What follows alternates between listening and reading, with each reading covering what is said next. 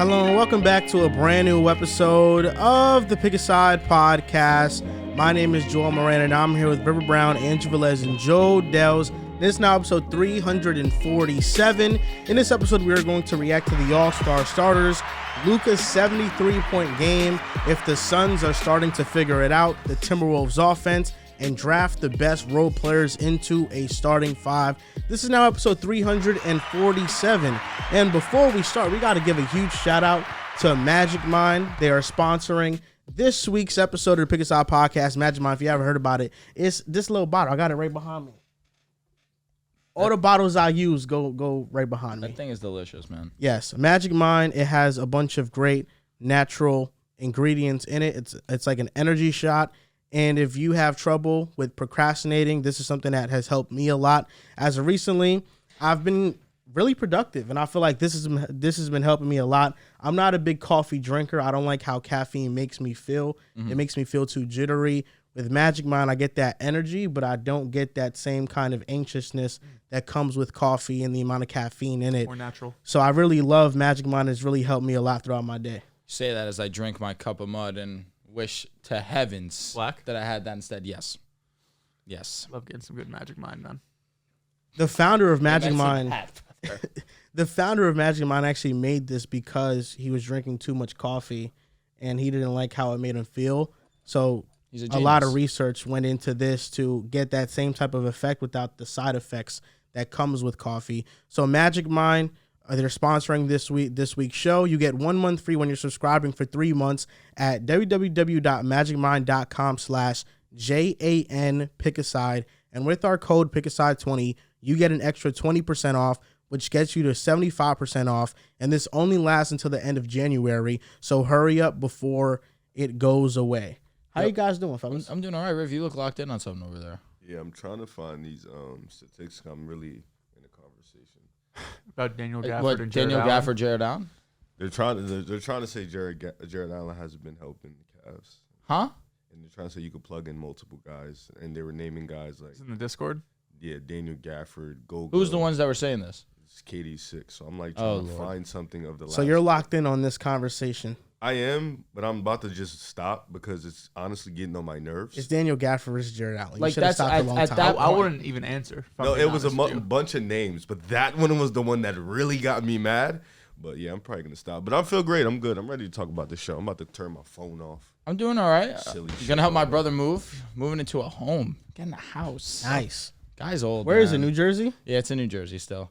He's getting Where at? old, man. Should I just out him like that? Clifton? Oh, okay. Still close. Yeah, facts. I haven't seen the spot yet. I've heard that it's nice. 3-bedroom, has a basement. I'm excited for it, but shout out to Big Chuck, man. He's getting old. He's doing big things. Happy for him. Big Chuck. We're going to have a merch drop coming soon, February 3rd at 1 February p.m. 3rd. Next week. Dehls, yes, next week. Dehls provided this excellent idea. If you are signed up to the That was Patreon, thinking? He was. I forgot That the means- text that he was thinking. Wow. you have access to the Discord, which means we'll be dropping the link to the merch drop an hour early on Patreon and Discord. So if you want to get early access to the drop, make sure you're signed up there and keep your notifications on. We only have 60 hoodies. It's only 60 Limited supply. pieces. I was gonna say, There's man, a limited there's a supply. chance that link doesn't get out to the public with the way that Discord can act. Exactly. And so if you guys want to act fast and you guys want to get the merch, then this is your chance to get it. We only did 60 this time around because we really didn't know how many people are going to order the hoodies or not. So based on this merch drop, next drop, we'll probably get more hoodies. But just as of now, we played it safe. This is our first drop in a while. So For sure. we didn't want to have a surplus of merchandise just laying around. This show, we're going to do something fun. It's a role player draft. I think we should just start with this. Okay. We were talking about it before the show about what is a role player, what is not a role player. We all had kind of different definitions. For me, I'm more so of I like the role players that aren't that well known to the public. We're talking about the Grayson Allens. We're talking about the Mo Wagners of the world. And then, we were People talking. know Denny Advia? Danny Advia is a role player. Okay, just No, making sure. yeah, I agree with that. You don't think people know Grayson Allen? People know who the fuck Grayson Allen is. Maybe for the Duke days, they don't know how Facts. good he is as a role player. Though. Look at him. He's in the back there. Crying. I just think saw that. So when it came to the role player conversation, we were kind of like stuck on, okay, are we classifying somebody like Tobias Harris as a role player or someone like Kobe White on the Bulls as a role player? So the stipulation for this role player draft is that you can't have had made an all-star at any point in your career to be classified as a current day role player in this draft. We were thinking about having a year cutoff period, but we didn't do that. So we're just going to draft these players, and we're going to see if any of us pick somebody that probably we don't think is a role player. Here we go. I got the wheel spin ready. Rock, Here paper, we go. scissors, man. Those days are dead. Got the noise too. Please give me the first pick. First pick is going to be. I don't need it. River Brown. Okay. Never fails. Next is going to be. I don't know if I need this either. Spin. I need this pick. Riff can't Mr. take my guy. Dehls. Okay. Damn. All right. You might have just missed Kobe White. I mean Derek White. The third pick is going to be I'll take the 4. Joel. So Drew, you get the fourth pick. And he gets it's the snake way, right? Love it. Snake. Love it. Okay. All right, Riv. First pick in the role player draft. Who are you going with? I think the obvious and the easy answer, I'm going to lock in Derek White on my 2-guard spot. You know, a jack of all trades, somebody who can hit the 3-ball, can play make when you need, and is a great defender on and off. Can play a little rim protection too. So probably the most impressive role player in the league, probably the guy that stapled the role player guy. But that's how I'm going to start my team off. Think about his rise, man. He was being compared to Christian Wood at one point. And now he's the best. Came a long way. He's the best role player in the league. Well, now they're talking about him or Jalen Brunson in the team. Yeah, he's definitely come a long way. All right, Deli Mart. I got the second pick. I love the second pick. I was between Derek White, and my pick is going to be OG Anunoby. He came to New York, and he's putting on. He has the highest plus minus through 13 games in NBA history, and it's by like 70 points, like plus 235 or something ridiculous. He's brought new energy to this Knicks team, and I really do fear this team now. This is a great basketball team. They play together, great defense. They have scoring, and OG's fit in perfectly. His shot making, 3-point shooting. He's put the ball on the floor, some getting to the rim and finishing through contact. He's been amazing for the Knicks. Are we doing 1-6 man in this draft? We can do 6, man. Starting 5 and then 1-6 man. I'm axing. I don't I'm care. just axing. We can do it. Okay. Starting 5 and then 1-6, man. That's fine. With the third overall pick in the role player draft, I'm going to select Grayson Allen. Yeah, no surprise. Grayson Allen I just shooting came up. almost 50% from 3. That's a good pick. It's a good pick. Why is it not a good pick? There's like 5 dudes. There's heads. There's a lot of heads. dudes. There is some dudes I would say. I'm locking in some. I'm not gonna say no names, but I would have went with a plethora of guys. He's like a second, third day guy, but you know. You're just hating on Grayson Allen. Yeah, he's leading the NBA in 3-point He's the highest percentage. 3-point shooter this year. Yeah, He is. Yeah. If we're talking about role players this year, he's been a top 3 role You player. would have taken Grayson over OG? No. You would take I'll take Grayson an over OG. Derek White? No. You would take Grayson over. Well, he's took over everyone Nas Reed? else. He Yes. took him over everyone Think else. so? I would All take right. Grayson over Nas. Yeah. Everyone be Also Reeves? quiet. Who you got? Who you got? I'm locking in 2 bangers right now. What I'm gonna do is first pick. I'm gonna go with Herb Jones at my 3. At the 4. Oh, I'm still allowed to pick him. We said the rule is gone. I'm going with Jalen Johnson. I'm locking in those 2 guys. The way that Jalen Johnson's been able to emerge on the scene. Yeah, Jalen Johnson has just upped his production tremendously, can rebound, can obviously get to the basket. And then Herb Jones, we know we're getting. This year, he's shown that he could shoot the ball at a very efficient clip. On top of it, he's one of the best perimeter defenders in the game. So Herb Jones, Jalen Johnson, those are my 2 picks, baby. There's a plethora of forwards that are role players. This man just went 2021 NBA draft on me. Me? Yes. Hey, I'm not upset. They're both in the same draft class. So my next pick, my first pick was Grayson Allen.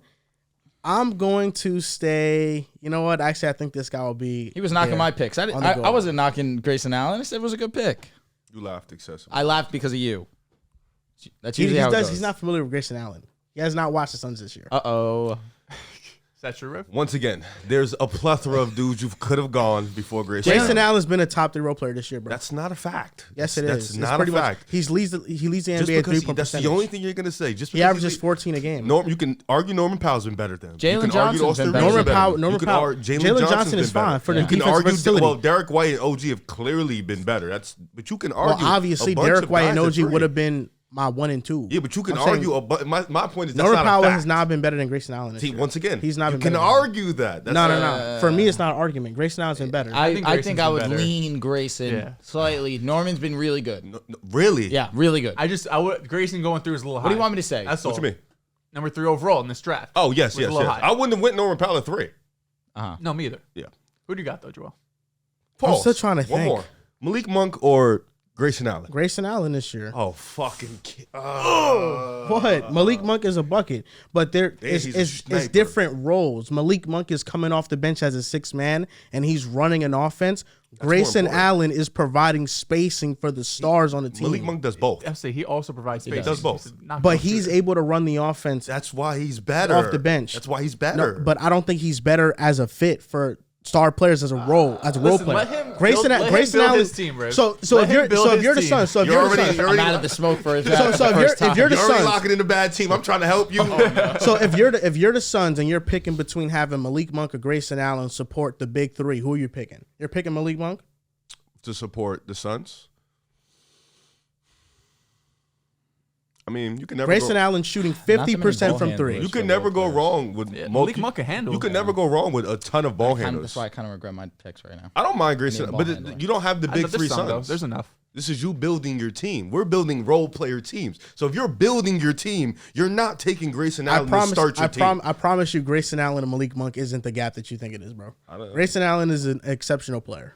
All right, now he's He's exceptional. he is an exceptional player. Exceptional role player. No, Exceptional role player. Exceptional any role team player. in the NBA would love to have Grayson Allen. Any team in the NBA would love to have he's Malik Monk. yes. You can say that about a ton of Yes, these role he's players. an remember when we they're had him. awesome players. They're role I'm players. just saying, first pick Grayson Allen crazy, but you My know next pick, I'm going with Jaden McDaniels here. Give me some defensive upside. Give me an elite wing like that. defender, 38% 3-point shooter. It is. I'm going with Jaden McDaniels. So Grayson Allen, Jaden McDaniels. I'm off to a nice start. How about you worry about your team, Rick? Oh shit! what? Guys, First Delly pick was Martin. golden, baby. It was. I could guarantee that. Yeah, you couldn't. Fuck You got up the there. first pick. Now I'm things get between dicey. 2 players for mine. So I got OG in the first round. He's going to slide into the 3. I'm between 2 dudes, and Riv has back-to-back picks, and I'll be honest, I think he's going to take one of these 2 regardless. If you don't take him, I will. You know exactly who it's I gonna don't. be. I'm between 2 dudes. I'm praying this man falls to me. You know what? Just because I think there's a plethora at one position, I'm gonna lock in Nas Reed at my 5. I'm gonna lock in Nas He was Reed never at my getting 5. you, Drew. fair enough. He was never getting Fair you. enough. Fair enough. I can be upset still, but that hurts. That most definitely hurts. Decisions. Should have took Nas in fucking first, man. Idiot. An idiot. Nas is a tough pick. Yeah. All right. How do I want to OG do and my Nas team? is hard. OG and Nas is very tough. You have a very strong team. That's a good team. That's a great team. OG and Nas. Ooh, I'm about to reach. So you took Herb Jones is off the board. Taking him off. I think I got back-to-back picks. I think I'm gonna lock in. Austin Reeves is sitting right there. Sitting right there. Caruso is also Nah, right there. nah, you don't want those guys. We're not classifying Kobe White as a role player, right? No. Okay, just making sure. He's tier above. Okay, I respect that. You know what? I'm gonna do it. I'm gonna bring in Austin Reeves Fucking at the point guard position. for all the shit you talk on him. Yeah, well, he's a good role player. But you already have Derek White. I'll have him at the 2. Okay, I'm moved. And then rearing in at my 3, I'm going to go small, but extremely, extremely, extremely great defensive players. And I'm going Alex Caruso at my 3. He's played the 3. He took both your players. Yeah, he's played the 3. What's He's wrong played with the 2. him? He's played the 1. He said, I'm going to draft the Air Juice team. He sometimes can play the 4. I've seen him He's a guard Julius legend. Randle to He's Gordon a Brunson. fucking goat. He's a great secondary playmaker. I'm going to go Alex Caruso. So that's my team right now. Damn. Damn, Riv. Yeah, you've had some good picks right there. You made my life difficult because I really want Caruso. If you didn't take fucking Nas Reed, I wasn't going to pick Caruso. Where are we in this draft? Am I next? Nah, I'm no, up. it's I'm okay. up. Deli Mart. So I got OG and Nas Reed. OG, I could move around OG if I want to play 2, 3, 4. He could really play in those positions. So I got some options here. You took Jaden McDaniels. I'm going to go the defensive route here. I'm going to take the torture chamber. Give me Lou Dort. Interesting. Okay. I forgot about it, but he can't shoot for real. That's a nice pick, Dehls. That is a nice pick. You got a lockdown team. I'm going to stay. Oh, fuck. It is your team. Fuck. Yeah. I'm going to stay on the defensive route here. Okay. And I need a point guard. I'm going to go with Jalen Suggs. I'm going with Jalen Suggs. I have There's another Jalen. point guard still on the board. I have Suggs, You know Grayson, Dort and shooting 40% this year. McDaniels. Really? Yeah. Nice. Are they corner threes? That is brutal. Don't care. That hurts most definitely because it's getting scarce out here with the point guard, and most definitely Suggs was going to be my selection. Now, There's Malik Monk still. I know. I'm going to take one of the better role players.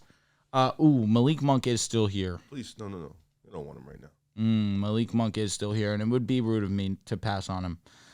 KCP is definitely entering my matrix. Dante What's your Exum. team right now? I have Herb Jones and Jalen Johnson, so I need a little offense, even though Jalen Johnson's been pretty damn To be good honest, Malcolm offensively. Brogdon's sitting right there. Brogdon would be a good pick, but I'm between Malik Monk and KCP. I think I need someone that can handle the rock. I'm going to go Malik Monk. I'm going to put him in my 2. And then I have my point guard, my center, and my 6th man. I think I'm going to lock in 6 man. Tyus Jones is still here too. Tyus Jones could facilitate this whole bitch. That was so Yeah, aggressive. like, what the hell? Oh, we're taking a 6-man too, right? Yeah. Okay. Yeah. That's going to be our last one. I have my center in mind that I don't know if you guys would take. I am going to go point guard. I'm going to stay with the spacing. I'm going to go with Malcolm Brogdon. Don't feel great about it. What's your team right now? So I have Malcolm Brogdon, Malik Monk, Herb Jones, Jalen Johnson.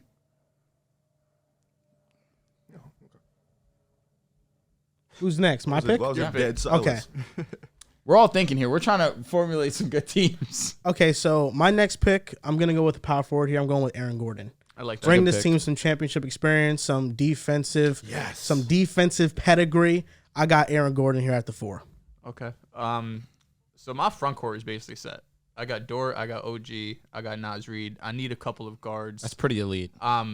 This one's easy for me. I'm gonna lock in Jordan Clarkson in my 1.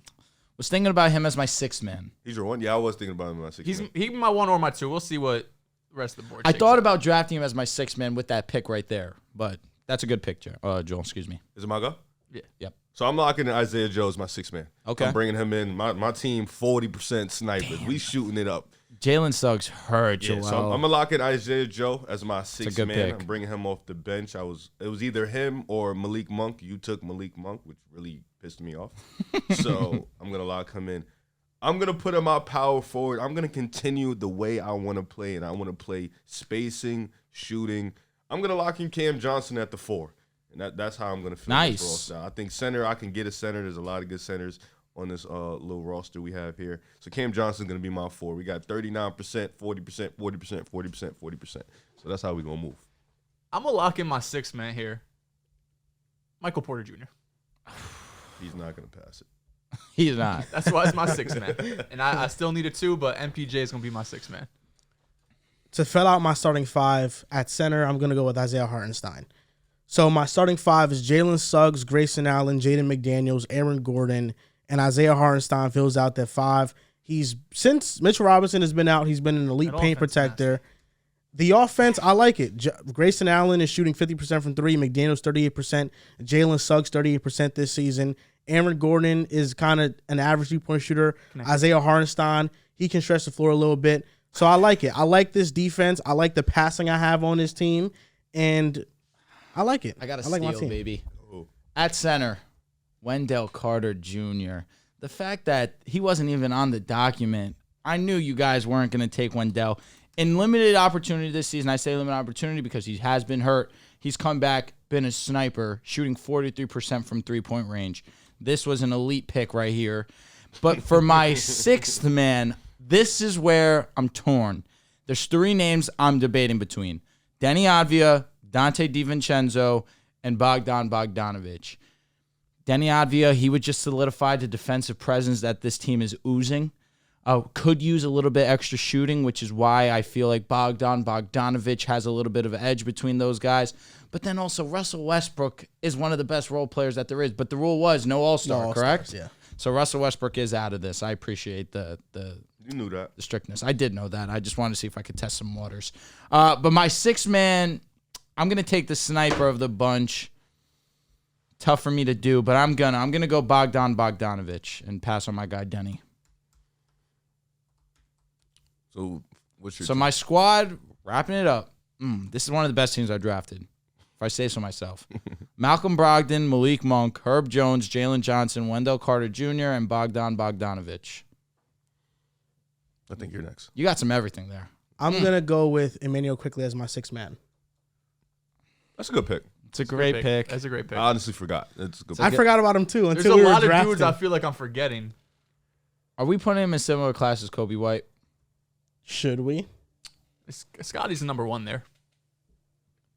And Kobe White is the number one in Chicago right now. So, yeah. Is DeMar? He has the usage. Quickly might not be the number two. RJ Barrett's been playing a little bit better than him. Isn't that ironic? And he was a sixth man on the Knicks, so he wasn't one of the lead options. All right, listen, I'll allow it if the rest of the table's going to allow it. Emmanuel quickly, role player. Sure. Wow. You gave him a steal, but I'll allow it. He needs it. He needs it. He needs it. Not too fond of your team, buddy. I need a 2. That's my pick, right? It is. You just went. So I got Jordan Clarkson in my You trying to 1. snipe him? I got Clarkson in my 1, Dort at my 3, OG at my 4, Nas Reed at my 5, and MPJ is my 6th man. I think I'm gonna take one of MPJ's. I'm gonna take one of his teammates and take KCP to be my 2. That's a good pick, though. I got it. Who'd you You get? guys fucked up. Dante? No. Zubac is going to be my 5. Ah. If we are allowing Emmanuel quickly, I feel like we can allow Zubac. You can. And because of that, to round out my team, I'm bringing in Zubac to man the paint and be that rim protector. So to finish out my lineup, I got Reeves at the 1, Derek White at the 2, Caruso at the 3, Cam at the 4, Zubac at the 5. Coming off the bench is Isaiah Joe. A little small. A little small, but Small team. a lot of you guys with the big wings can't really dribble, can't do much. Caruso will be fine out there, so I'm not too worried. That's a fair point. Jalen Johnson can put it on the floor, though. Caruso's there. He is. I'm scared of that guy. Good luck. Are you stopping Malik Monk? Malcolm Live or Brogdon? die. Oh, Brogdon, yes. Bro. We got Derek White. Fuck. It's true. I got dudes. And Bogdanovich coming off the bench. We just put Reeves on him. come We off die a- off. just come We off a die pin off that. down. We die off that. You know. Some role player snubs we have here. There's a few. TJ McConnell, one of them. Dylan Brooks was Just one that I was being the thinking first too. name you say is Dante Hardaway Jr. DiVincenzo. Hardaway, Tim Hardaway Jr. Levert. Denny. Trey Murphy was not drafted. Bruce Brown was not drafted. That one Trey definitely Murphy's an L. sneaky. I'll be honest, didn't think about that one. Larry Nance Jr. was not drafted. Neither was Bobby What about Nick Porter. Claxton? I Or was John thinking about Collins. Claxton. I don't know if he a role player. I don't know. I think so. Defensive star. I guess since we're Defensive doing that, stars, yeah. I guess we could have got him. You know, but I feel like we did a good job. Claxton, Wendell Carter. I'm gonna be confident in my pick. If it wasn't quickly, it was Trey Murphy for my sixth man. I So wasn't even. or thinking Tim Trey Hardaway Murphy. Jr. I was gonna pick one of those guys for my sixth man. Timmy been stroking it. He's been playing well. Nobody picked Bobby Portis too. Bobby Portis entered my matrix, but I figured I'd still go with Wendell because he hits the glass a little bit more. All right, let's recap our 5s. You want? I'm interested in your guys' teams. My Like team, a 6. We have 6 man. my 6 players that I drafted: Jalen Suggs, Grayson Allen, Jaden McDaniels, Aaron Gordon, and Isaiah Hartenstein. And then off the bench, Emmanuel quickly. I think you're a little harsh on his team. Offense is It's a solid garbage. team. It's solid. Let You got a lot of shooters. Jalen Suggs. He's been able to stroke it this season. Grayson Allen can stroke it. Stroke it. He's the only stroker. Jaden Jalen McDaniels shooting Suggs. 38%. He's not. I wouldn't classify him as a stroker. He's not. No, How but many- he's how many also attempts? shooting. Let me check. Now he's gonna probably be the number 2. Like, he ain't gonna got. He got. But he got- I'm very high on Jaden McDaniels' offensive game if know. he's in a pivotal role. No, we know. But So- is he not We in got the- to we got to accept what you are right now, at face value. So Jaden McDaniels, Can't 38, just project. 38% Oh, by from three. projection, I have a superstar. 3 attempts. 3 attempts. That's fine. We're not That's moved. all right. We're not moved. I mean, he shot that last year though. Yeah, we're not moved. So was your Jaden four? McDaniels is not a bad Aaron shooter, bro. Gordon, Aaron Einstein. Gordon. He's not a stroker. That's all I said. He's not a stroker. What is a stroker? Joel, I got to say, Grayson your Allen. team You know- got You know saved what a by stroke Kobe. An Yeah. elite shooter. Yeah. Okay, but my spacing is not trash, bro. They can shoot. Aaron Gordon's cool. You'll leave him open. Well, Aaron Gordon, yeah, I know, but he's Jalen not, Suggs- not there it's for Aaron season. Gordon and Jalen Hartenstein. Suggs has been respectable, but you still give him a little space. You ain't gonna go out But there. I'm saying for my team, I got a plethora of guys who just play the right way and they pass the ball. no, Aaron no, Aaron you're, Gordon, Isaiah Hartenstein. you're cooking for sure. saying You definitely we're got gonna live. That's got to be. We're gonna live in He does that have a couple short play the right post way area. dudes. I mean, you do got a lot. Yeah, a lot of them play the right way. Have a dudes. And then Emmanuel Quickly. If I need to bring a boost in offense, You I'm gonna bringing need it. Emmanuel Quickly. I'll be honest. I'll put Emmanuel IQ quickly in the starting saved lineup. you. I'll put IQ in the starting lineup. He fucking saved you. You picked a lot of you guys for sure. Please tell me your team. Okay. No, I've already said it a bunch of times. Go ahead, Riff. What's your team? He wants For to the know your TikTok. team. He Okay, wants to know fine. your Oh, that's fine. I have Malcolm Brogdon at the 1. I have Malik Monk at the 2. Herb Jones at the 3. Jalen Johnson at the 4.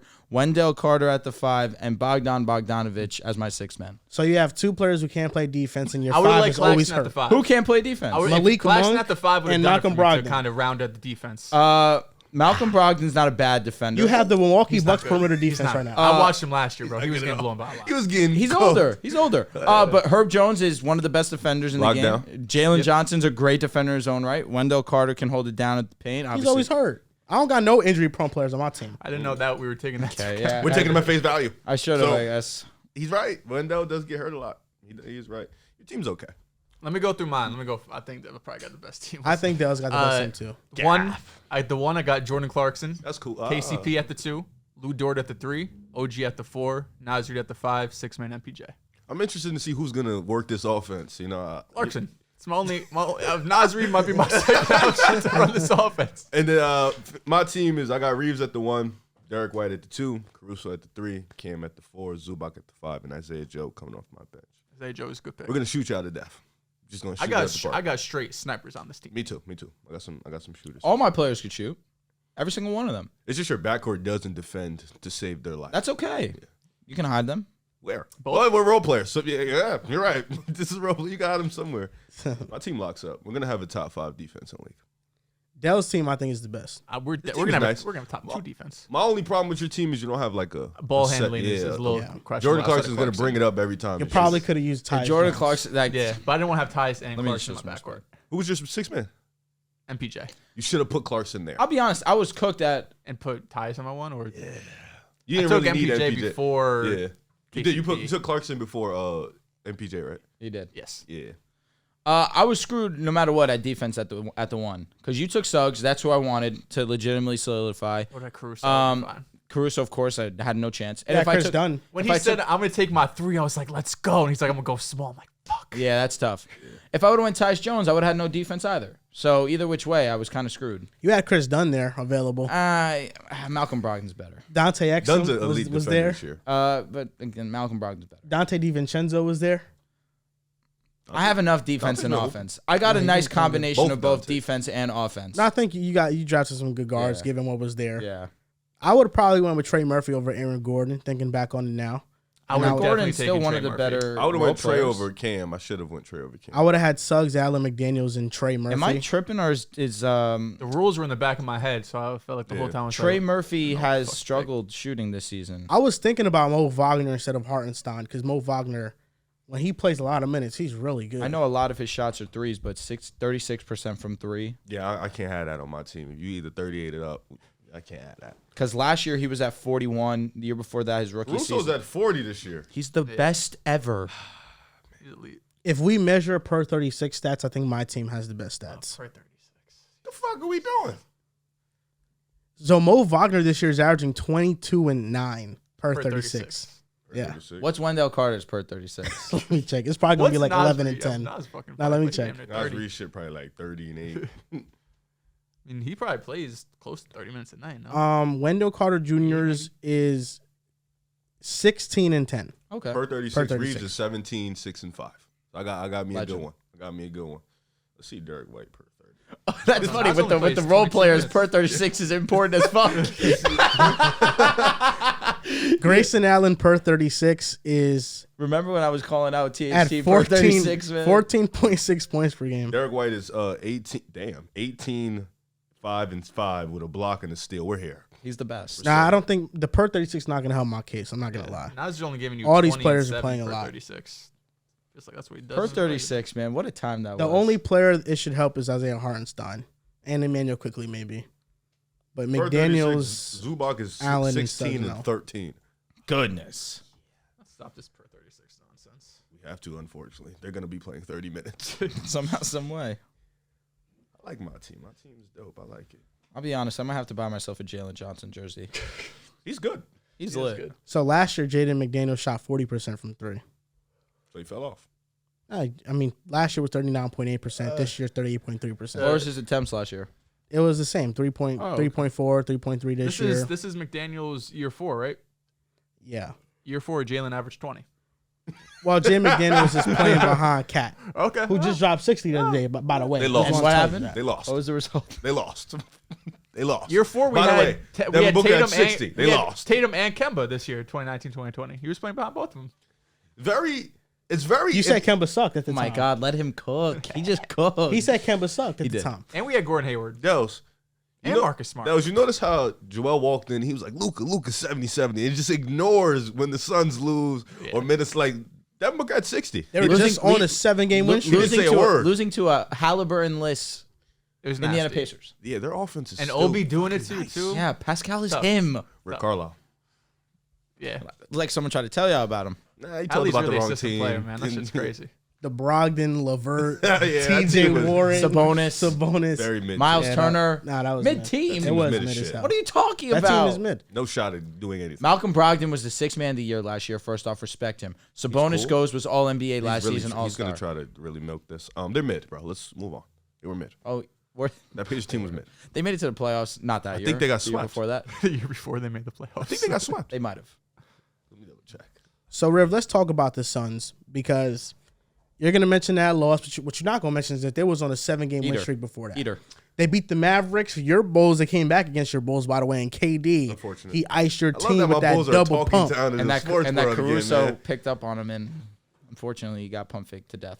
They 6'4". beat the Pacers, even though they just lost the Pacers as well yesterday. They beat the Pelicans, Kings, Blazers, Lakers. I think the Suns are starting to figure it out. This team is finally healthy. They have a 9-5 record with the big three. And the best part about the team right now is that when Katie and Bradley Beal and Devin Booker are on the court together, they have 500-plus possessions, and their offensive rating is through the roof. They're like at a 135.7 offensive rating, plus 25.1 net rating, 63% EFG. From every part of the court, they're shooting lights out. 74% at the rim, 52% on all mid-ranges, 45% on all threes. The defense is not going to be a top 10 unit, but they are banking on this offense being nuclear. The Nuggets just won a championship last year with a top-level offense and an average defense. That defense didn't play average in the playoffs, to be fair. Okay, but in the regular season, I it was agree. ranked I 15th in agree. defensive rating. The Phoenix Suns, I think they need to make one or two more trades because they need to fill out their team. Right now, it's only 6 guys I trust going into a playoff series. That's KD, Booker, Beal, Grayson Allen, Nurkic, and Eric Gordon. Outside of that, there's not somebody else that you can really trust. Kata Bates. For a couple defensive possessions, I Happy do trust belated, them. bro. For a couple defensive possessions, I do trust them. They have been rumored to being after Miles Bridges. There's a lot of politics behind that. If the Suns want to catch that PR backlash, if they're willing to do it, then that trade could be on the table.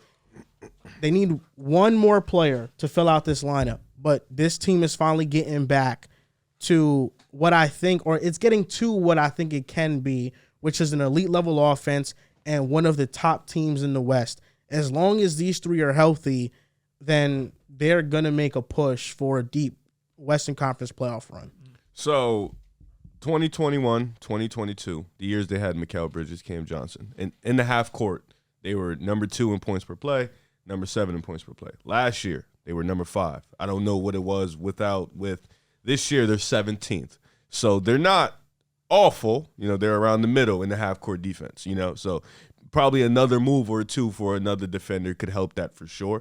Probably pop them up to about 12 or 13, which is a comparable defense to have you get a deep run because you have a high-powered offense. That was always the question with this team. If they're healthy, or when can they get healthy? Will these role players be good enough? And Grayson Allen has been hooping. That is the other guy you trust. Nurkic is the other guy you trust.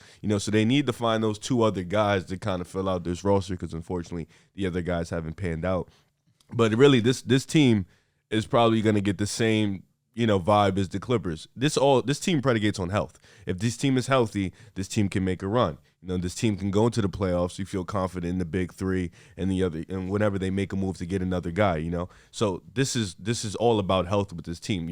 Bradley Beal was dealing with injuries early on. Then Devin Booker was dealing with some injuries. Now they're starting to catch their stride. It is hilarious. So they did lose to Hallie's team last night without Hallie. And Beal got popped. Yeah, he did. He came back. And broke his nose. Devin Booker had 60 and they Played lost. through that. Kind of crazy. Yeah, he did. He came back. Shout out to him. Yeah, you hate to see it for sure, undoubtedly. The Pacers without Pascal and Tyrese the other night dropped like 130.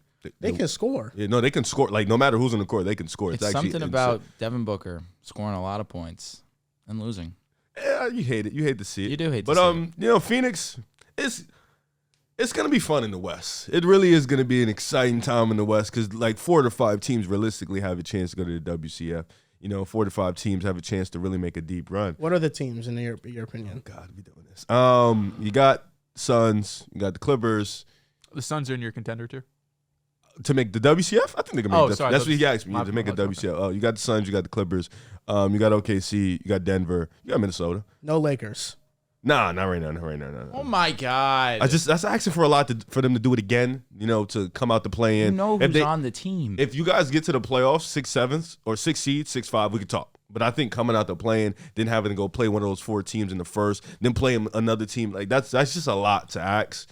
I just love being He's a Laker spitting. fan. Yeah, that's a lot. And I'm not saying you guys can't. I'm just not gonna put my eggs in that done, basket. right? Yeah. You're not gonna put trust into that team. Yeah, not yet. Yeah, but I do think the Suns, if they make another move or two, this team could legitimately be, a really great team. All them. No, I agree. they need a shit ton, which is hilarious. But because all the moves in the offseason, once again, this part of the table knew those guys weren't good. All those minimums. Yeah, all those minimums, they ain't good. Drew Eubanks has been solid.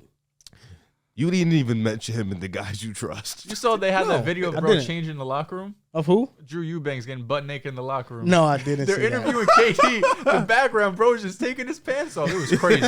Jesus. But the Suns are cool. They just got to stay healthy. No, send me that. Oh. I'm just kidding. No, you're not. No, he's not. No way. Action for Drew Bank naked, man. It's crazy. Oh, shit. That was nuts. I want to see the interview. It was probably funny. KD didn't even acknowledge it because it was like behind KD. He didn't notice. Oh my God. I do think they're going to need a playmaker eventually, TJ though. McConnell. Yeah, like He's they're not gonna, getting moved. He's not. He's No not. way. They're going to need That dream somebody. is Like, I unfortunately know dead. Devin Booker, the idea from being point guard is cool. Bradley but Beal's been a point guard. Bradley Beal's cool, but I do think they need a guy with a real feel for the point guard position. I think Bradley Beal and Devin Booker are good secondary playmakers, but they're 10th in offense. They're 10th in the half court. You expect that to be better, but they also have been banged up, so that's not the full catalyst for their offense. But I would like them to get a playmaker here and there if they can find one. If they can't, well, then they can still make a run. I think it was something before this game versus Dallas where it was 1, 2, 3, 4, 5, 6, 7, 8, 9, 10, 11, 12, 13, 14. Just an unbelievable streak of games where Devin Booker had at least 5 assists. I think it was the most in his career. Right now, he's 9th in terms of assists in the league with 7.4. But I still agree. I don't know if he's a true point guard. You mentioned Bradley Beal has been accepting that responsibility. We've seen this offense with the big three of Bradley Beal, Devin Booker, Kevin Durant reach the offensive heights that we were anticipating coming in. But on the defensive side of the ball, that's where things really are the biggest questions on the Phoenix Suns, where their best defensive team is when Devin Booker and Bradley Beal are not on the floor. Of course, that's never going to be the case in a big moment situation. So they're going to have to find a way to lock in when the time is asked. But you have to respect what the Phoenix Suns are doing right now. It starts with Kevin Durant, of course, Devin Booker. With the way that Kevin Durant and his splits have been this season, there's been very few better scorers in the league. Maybe Joel Embiid. Maybe we throw Luka Doncic in there. But that's about it. That's about the conversation I'm willing to have. And then right after Kevin Durant It's his teammate Devin Booker, and you see performances like last night where he just can go unconscious, and he's just one of the best scorers this game has seen. But the defensive side of the ball is a genuine concern for me, and why when we talk about the long-term goal for the Phoenix Suns, of course, being the championship, that's where I kind of have pushback, because I need to see how this team, one, is able to stay healthy for a sustained amount of time, and two, in a playoff setting, can this team really lock in on the defensive side of the ball? Because like I mentioned, the big three, their defensive rating is not the best when it's the lineup of Bradley Beal, Devin Booker, Kevin Durant, Grayson Allen, and Yusuf Nurkic. But offense is what you're saying. That's their backbone. I agree. That's what it needs to be. That's what the idea was coming into the season. But you do need to have some level of defense. Like I mentioned with Denver, last season, in the regular season, they were a pretty average defensive group. But when it was time in the playoffs, we saw them elevate their play while still maintaining one of the league's best offenses in the game too. I don't know if the Suns have the capabilities to do that. I don't know if they have the role players to do that. Like a Denver where you saw KCP, you saw Bruce Brown, Aaron Gordon, even MPJ lock in on the defensive side of the ball. Jokic even improved his defensive ability in the playoffs. So I respect what the Phoenix Suns are doing right now. You have to acknowledge that. We understood that we had to give the Phoenix Suns time with the big three to show what they're really capable of. But still, even when they're on the court, that defense is a problem.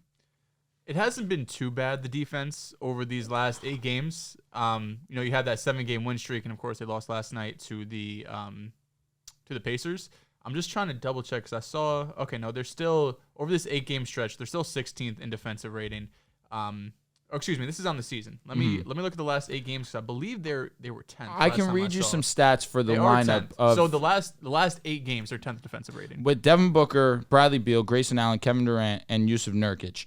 Their points per possession is 115.6. That's 44th percentile. Their EFG is 57.3, 30th percentile. Yeah, not good. But these last 8 games, when they have been winning, been together, defensive rating as a team has been pretty decent at 10th. And when you look at another team like the Milwaukee Bucks out east, it's hard to find really any segments or any lineups. I know we did mention that their starting 5 has been solid, but at least as a team, their whole defensive rating has not been sniffing the top 10, really no matter what way you slice it. But you mentioned it. This is going to be a team that's going to be predicated on offense. And over these 8 games, they have the highest true shooting percentage in the league. You have Beal and Booker combining for 4 40-point games. Of course, Booker had 60 last night. It did end in an L. But this is what you've been seeing. You've been seeing KD and Booker having these huge blow-up games.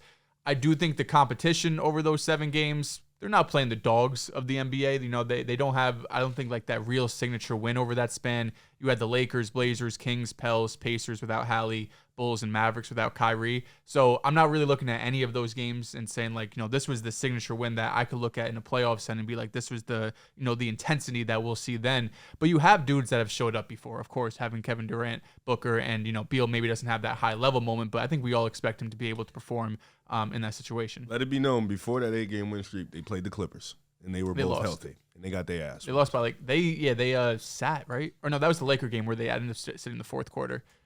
That was nasty. But that's the only halt I have, is this team is getting better. They're obviously better than they were a couple weeks ago when we were having that Lakers, Suns, Warriors conversation. I feel like they propelled themselves over that tier at least.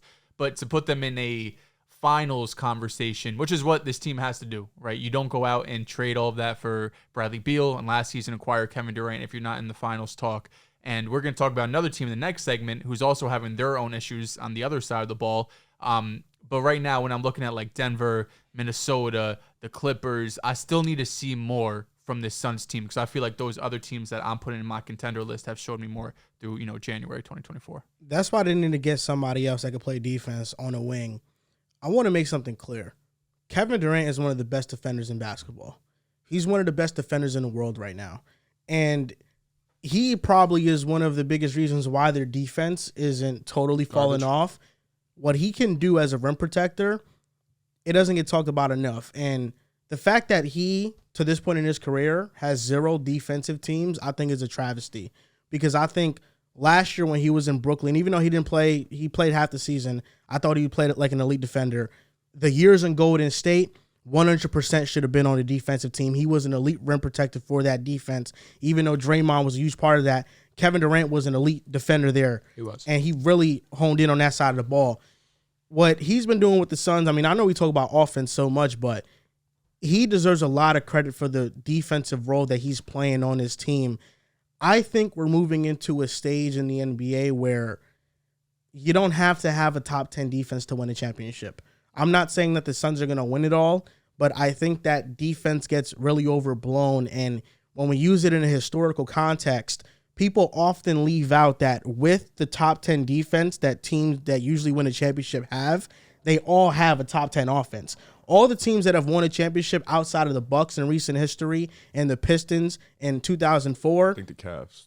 I was going to say the Cavs didn't have top 10 on both sides. The Cavs in when? The 2016 Cavs? They had top 10 on offense. They didn't have a top 10 defense. Okay, so all those teams that have won a championship, for the most part, they have had an elite level offense, and they were able to catch fire, even if their defense was great. We just saw the first example of this new era we're heading into with offense being more important with the Nuggets last year in the playoffs. They had an elite offense. Their defense was average. It's about putting together stops at the right time. And I think with the Suns, it's about communication. It's about dudes stepping up, right? You saw Jokic go on a historic run. You saw Jamal Murray average 10 assists in the finals. So you need to have stops on defense, but it's about your star players playing at a top level. You need KD playing at a top 5, top 3 level. You need Devin Booker at minimum playing at top 10, if not top 7 or 8 level. You need Bradley Beal being able to play off them. So defense is still important, but more than anything, you need your stars to step up, and the Suns have that. Yeah, I don't know if it gears into that because you still, because if you look at the contenders in the league right now as of today, you got Boston, who's top 10 in both. OKC's top 10 in both. Denver's probably the one that's not. Minnesota's up there. They're not top 10 in offense. Clippers, they're top 10 in both. So, like, you still at some point going to have to get some stops, get around there. And then, like Drew mentioned earlier, Denver was a top 10 defense. They became a great defense in the playoffs. So when it matters, you still got to get stops. And historically, yeah, you mentioned that people do forget the part of where like most of these top 10 defenses are elite offenses as well. Like they're great on both ends of the floor, and I think you still need both of that. I do think the Suns have a versatility problem on offense. I was looking at the way they get their shots, and 23% is at the rim, 14% is the short mid, they're in the second percentile in the long mid. Corner threes is bottom 10 in the league. Non-corner threes is 19th.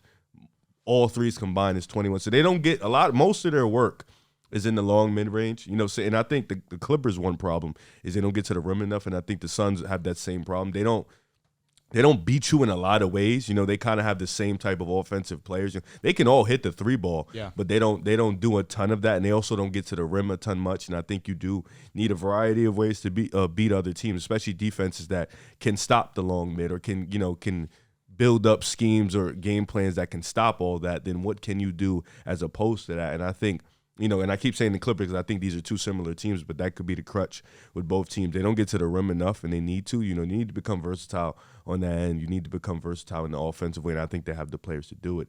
It's just about, can they open their game up more? I feel like that's why I acknowledge OKC a lot, because their best player is one of the best attackers of the rim. Of course, you have the presence of Chet Holmgren down there, but they're also one of the best three-point shooting teams in the league. But just a correction, Riv. I knew it was a LeBron team that wasn't top 10 in offense. It was the Lakers. They were 11th. Okay. That team with the Cavaliers was third and top 10 in defense. Okay. Yeah. So it was the bubble. Correct. They were the top. We were 11th in offense and third in defense. Got it. Grayson Allen is shooting 49.6% from three this year. 84% of his threes are wide open. The only players that are left more open are Zach Collins, Derrick Jones Jr., Herb Jones, Ayo Dosunmu, Nikola Vucevic, and Josh Giddey. So he's doing wide open things. Yeah, I mean, it makes sense. I hear 50%. A lot of non-shooters in that too, but then on top of it is the defense is obviously going to gravitate towards KD, D-Book, Bradley Beal. Yeah, this is a KD, Booker, Beal stat. That's exactly. When you have three guys as good as those guys, someone like Grayson Allen, who on other teams is not getting left this open, he's the guy that gets left open. Yeah. Well, yeah, he's not a 50% three-point shooter, but he's still a 40% three-point shooter. Yeah, for sure. When you're wide open, you're in the NBA, you got to make these looks. For sure. If you miss, you're going to get on the bench. At least one of every two. At least. The Timberwolves' offense, I think, is an issue. They're 32-13. They're second in the West right now. you mentioned they don't have a top 10 offense. They're 19th in offensive rating. They're still the best defense in the NBA. For me, I feel like when Mike Conley's not out there, it really messes up the rhythm and flow of their offense because now they have Edwards playing point guard. They bring in Kyle Anderson to play point guard sometimes. Shout out to Kyle, man. They need a backup point guard. Jordan McLaughlin's not cutting it. Shake Milton's not cutting it. They need somebody else that can facilitate the offense. I feel like where this team really struggles on offense is in the fourth quarter. Kind of like the same thing with the Suns. The Suns struggle in the fourth quarter as well. You look at the past 3 games. The T-Wolves barely got over the Nets the other night. Mikal Bridges hits his free throws. It's going overtime. And that game. And Edwards missed 10 straight shots. I don't know if he did or not. He shot. The shooting was ugly. It was like 3-14 something. Recall that. The Nets came back. The Nets came back in the fourth quarter on the Timberwolves. The game before, I believe it was against the Hornets, where the Hornets came back after the T-Wolves had an 18-point lead. And then the game before that, they were up on OKC, and then OKC came back. And all those comebacks happened in the fourth quarter. I feel like their fourth quarter offense is terrible. I feel like it's a lot of one-on-one ball. Definitely. And until they can figure out this offense, there are serious concerns about them as a playoff team because they can get into these ruts where nothing is going. It's turnover after turnover. It's a bad shot selection. It's too early of a shot in the shot clock. And last time we seen this team in the playoffs almost win a series, I would say, against the Grizzlies, they should have won. They blew almost every fourth quarter that they had a lead in. And we're seeing that this is not just a now problem. This is a reoccurring problem. So until this team can figure out their fourth quarter offense, it's really hard to trust them in the playoffs and to have full confidence and say, I think they can beat this, and this team in the playoffs. Because as a top seed, they might run into the Lakers. They might run into the Suns. They might run into the Mavericks. They might run into teams that have more figured out offensively. They might not be as good defensively, but offensively they can score in bunches. And if the Timberwolves can't match that, they're going to be in trouble. Because I think you can rely on defense to a certain extent, but sometimes offense is just better. And I feel like that's the problem the Wolves are running into. Edwards has to be more efficient. His mid-range efficiency has dropped down a ton. I feel like Cat has to be more locked in. The 60-point game he had was exceptional, but he was such a liability on defense that he got benched in the fourth. I mean, when do you ever hear about a guy dropping 60 and getting benched? He has to be better defensively, and somebody else, and I think it should be McDaniels, got to step up offensively. And I feel like there just needs to be more plays run because right now it just feels like a lot of one-on-one ball, and I don't think that's a conducive way to winning. I don't think so either. Sorry, Riv. No, do your thing, bro. The defense is elite, right? I think that number one, defense is still elite. 19th offensive rating. You mentioned the fourth quarter issues. 28th in offensive rating in the clutch in January. We had that Nets game last night. It was ugly. They won 96-94. They had more turnovers than made shots in that fourth quarter. It was ugly to watch that game. Mikal Bridges missed his first free throw when it was 96-94. Missed the second one on purpose, tried to get the rebound, wasn't able to do it. You could get away with that against the Nets because it's the Nets and, they're one of the 10 worst teams in basketball. But with the Timberwolves, how they've been playing this year, it's not about being the bad teams. It's about making a deep playoff run. And it's going to be difficult for this team if they can't figure out their fourth quarter woes. But I think the one thing you can look at is they were an exceptional clutch team before January. Through Christmas, they were 9-1 in clutch games. They were outscoring opponents by 25 points per 100 possessions.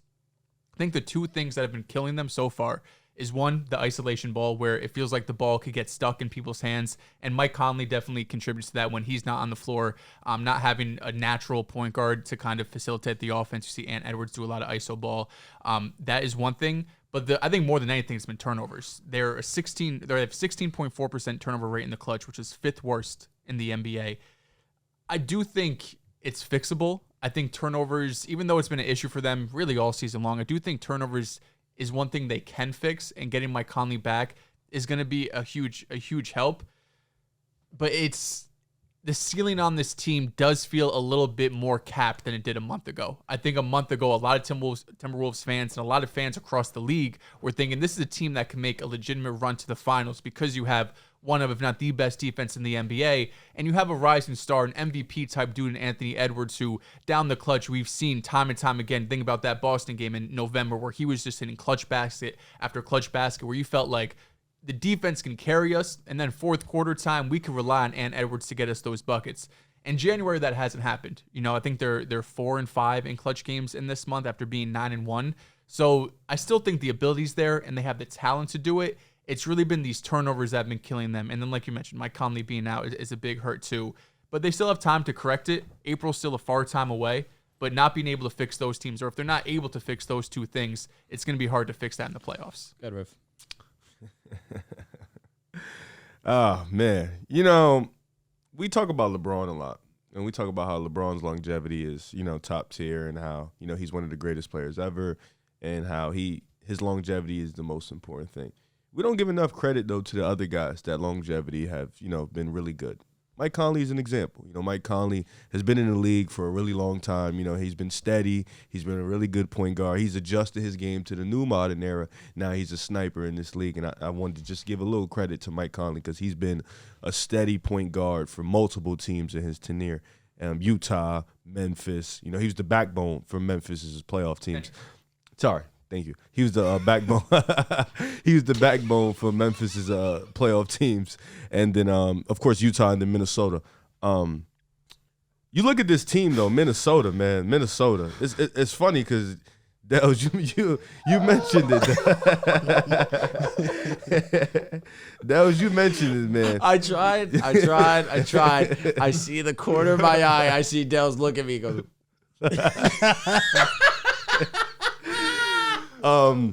Like I was saying, Dehls, you mentioned it, man. November, December, people were singing a different tune about this Minnesota Timberwolves team. They were singing a different tune. They were best team in the league.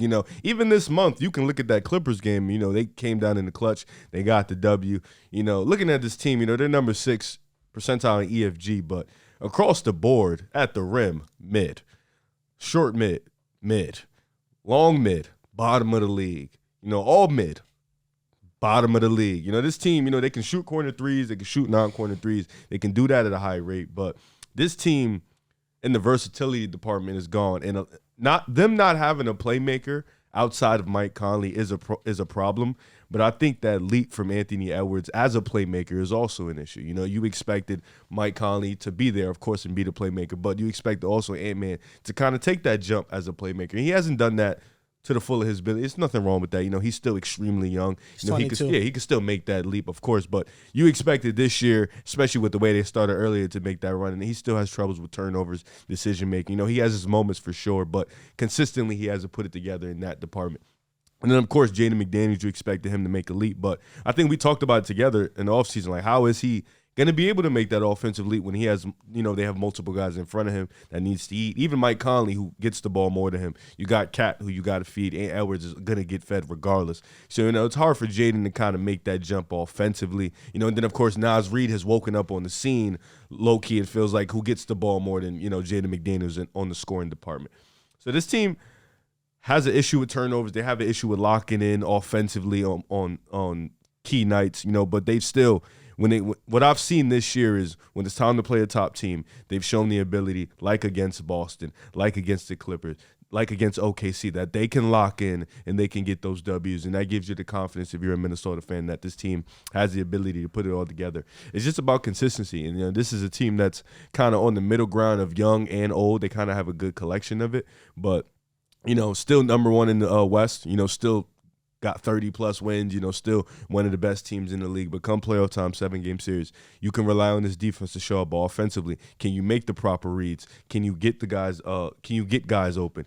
Can you be consistent on that end? Can you not have those turnover woes? Because in the playoffs, the game gets slower. For sure. The defense gets tighter. The court looks a little smaller. The lights get brighter. What can you do? And turnovers are the main issue for teams. Then you're not going to be a team that can get out the first round or the second round. And this is a tough West. I think you made some excellent points there, Riv. But right there, as you were wrapping up, you said, in the playoffs, the game gets slower. Now, for the Wolves, they already run their offense at a pretty slow pace, if I'm not mistaken, 23rd in terms of pace. Now, pace can be it's a little give and take where we see some of the best offense in the league play with the highest pace in the game. Indiana, the Milwaukee Bucks. Now who plays with the most pace in the game? The Washington Wizards, one of the worst teams in the league. But we do acknowledge that these teams that do get out and run, it also can lead to a pretty efficient offense. Now, I think that they could use that to their advantage where they're not a team that has the necessity of speed on their side with two big men on the court for a majority of the game with Karl-Anthony Towns and, of course, more importantly in this situation, Rudy Gobert. Now, it's weird that this offense just suddenly forgets how to play basketball come fourth quarter because they are a top 3 team in terms of three-point shooting. They're one of the most efficient teams in basketball. That also goes hand in hand with, of course, Rudy Gobert being on the team where he's always going to be one of the league leaders in true shooting percentage. That's just natural for all centers. But it's interesting because come playoff time, they have, in my opinion, one of the more important factors, and that's a lockdown defense. Riv saying that they play with a little bit slower pace or playoff time, it is a slower game because it most definitely is. You could look at that to be an advantage for Minnesota where they're already playing at a slow pace, so they're already kind of getting into that playoff mode. But what they do need to lock down on is fourth quarter scoring. It can't be where you're winning in games and suddenly your offense just forgets how to run in the clutch situations. That also goes to your leader, Anthony Edwards, too, understanding when it's his time to take over a game. And I think that will come with time. I think the playmaking is okay. It's not bad. It definitely can improve, but understanding that he has a lot of roles on the defensive side of the ball. Offensively, he has to be the number one scorer on top of that, too. So integrating, facilitating in that definitely can come with time, but I think Minnesota right now is still playing great basketball, and I understand that this team was not built for competing for the regular season. You want to compete for championships. But it's a matter of down the stretch of games, can your guys who are your top guys be integral in winning and closing out a ball game? I think that's the biggest question because defensively you have no worries. Offensively, you know Anthony Edwards is going to get his. Karl-Anthony Towns has been one of the most efficient players in basketball. The health of Mike Conley, of course, when he's on the court, we know that he is one of the better role-playing point guards in the game too.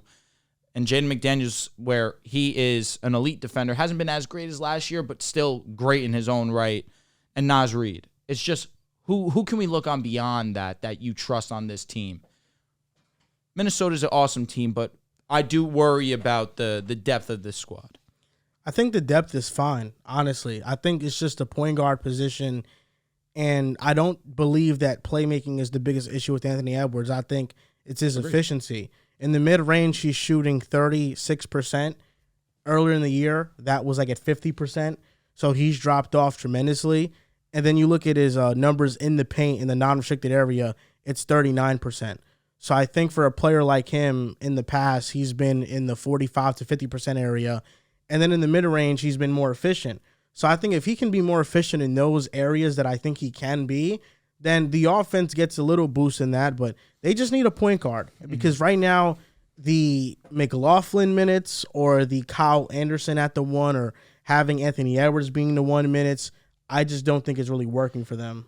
The thing with Minnesota and why I feel like Anthony Edwards' interior presence may not be as dominant as it could be is because there's always going to be a body down there so long as Rudy Gobert is on the court. It's very hard to space the floor with Rudy Gobert unless you're picking and rolling and then you just leave Gobert at the free throw line. You know what I mean? It's almost impossible in that regard.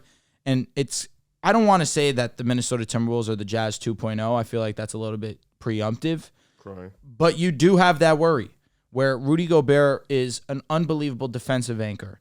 There's a reason why the Minnesota Timberwolves are number 1 in defensive rating. Yes, there are some great defensive pieces on that team outside of just Rudy Gobert, but we know Rudy Gobert's impact.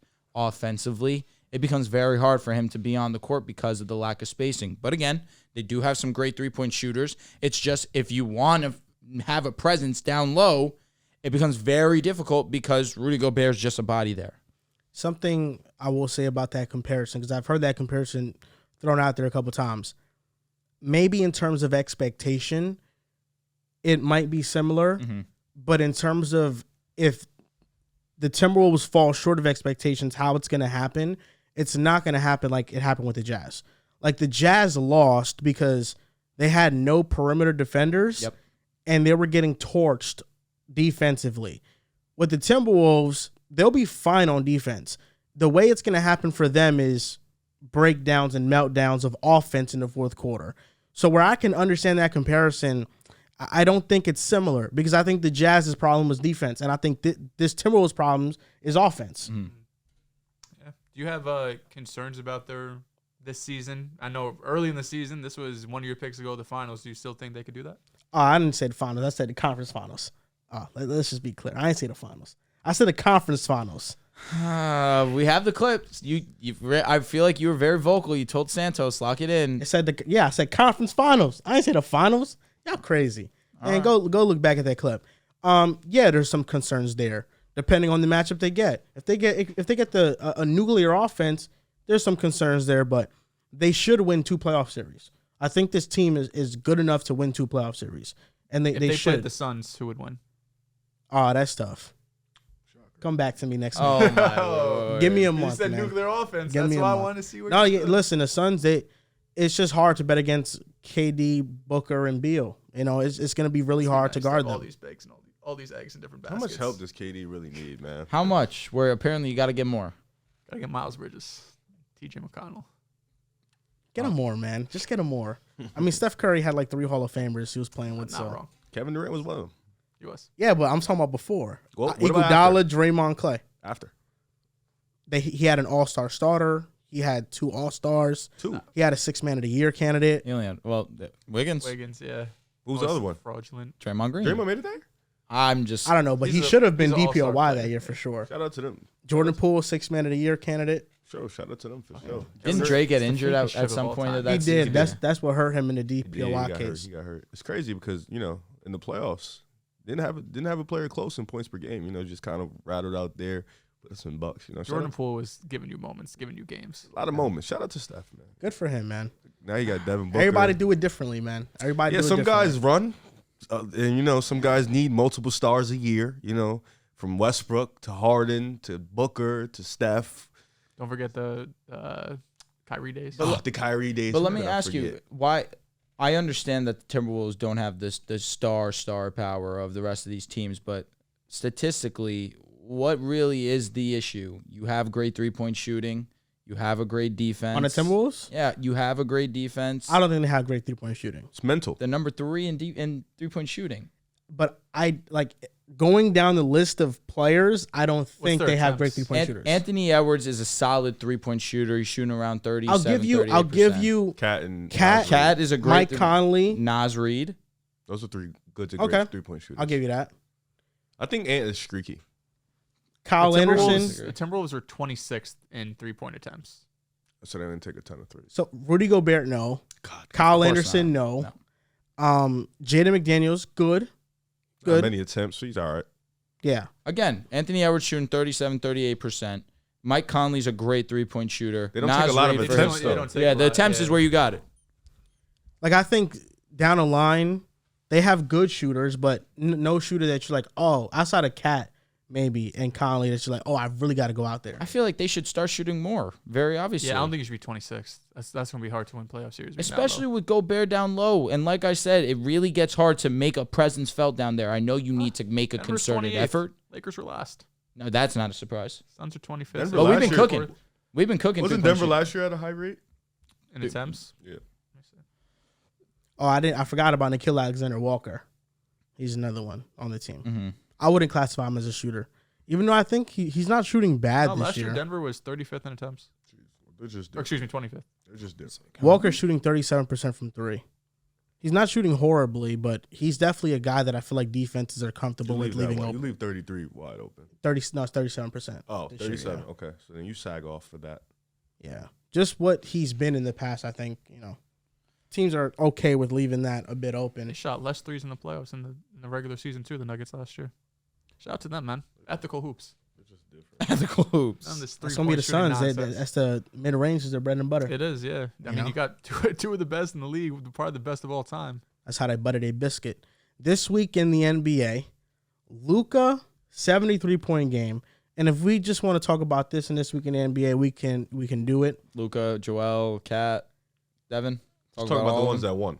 Let's talk about Luka, 73 points in a game. Only players that have had more: Kobe Bryant and Wilt Chamberlain. I don't know about that Wilt shit, man. I saw a video on Twitter of them having 1940s football, and now I'm really aggravated. They really where's just got the film? like newspaper articles. Where's the film on Wilt, man? And a picture. Yeah, we need to get that. You think Wilt didn't do it? You could get away with so much. I'm not gonna say he didn't do it, but we just have film of stuff around that time. Except that it's kind of like making me feel like they lied.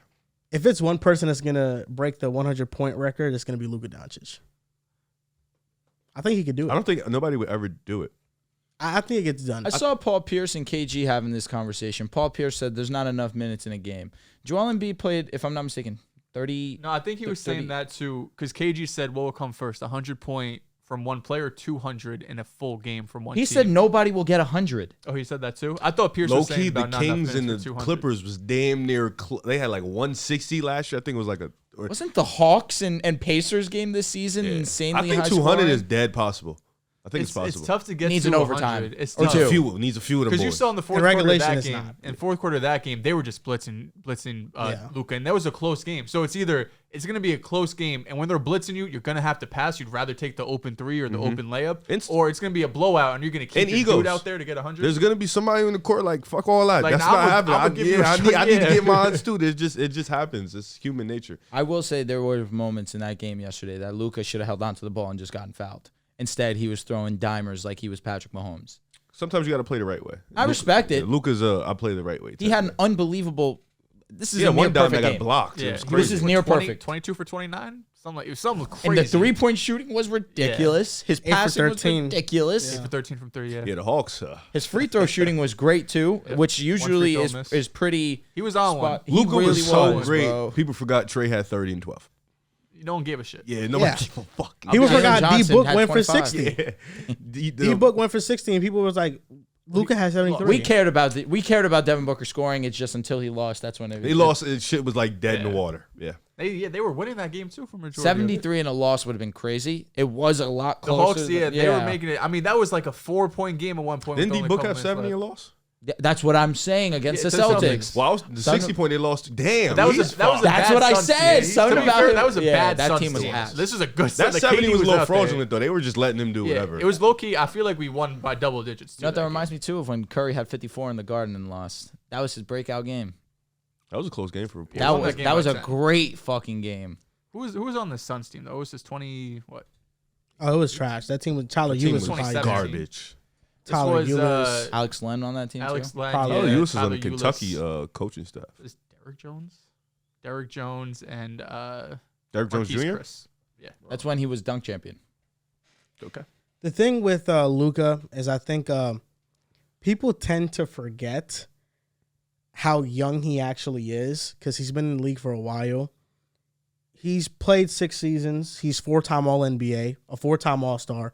This year is going to be an All-Star and an All-NBA player as well.